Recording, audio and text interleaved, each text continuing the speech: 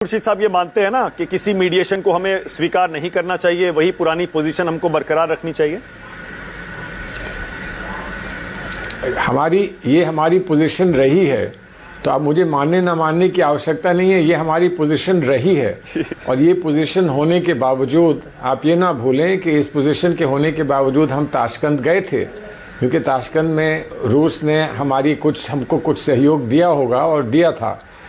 तो लेकिन कितना हस्तक्षेप हो सकता है, कितना इन्वॉल्वमेंट हो सकता है, ये सारी बात तब स्पष्ट हो जाएगी जब हमारे दोनों देशों की लीडरशिप आपस में कोई चीज़ एक्सचेंज करेगी या उनके जनप्रतिनिधि जो हैं, उनके प्रतिनिधि जो हैं वो आपस में पहले राउंड की बातचीत करेंगे, तो ये बात स्पष्ट हो जाएगी। ठीक है खुर्शीद साहब, ये ऑपरेशन सिंदूर जिस मोमेंट पे रोका गया है, आप उससे सहमत हैं या आपको लगता है कि लॉजिकल कंक्लूजन तक इसको ले जाना चाहिए था?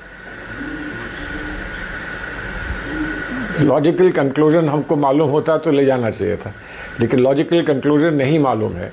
हो सकता है सरकार को इसकी जानकारी हो, लेकिन आम तौर पर किसी को नहीं मालूम कि लॉजिकल कंक्लूजन क्या है।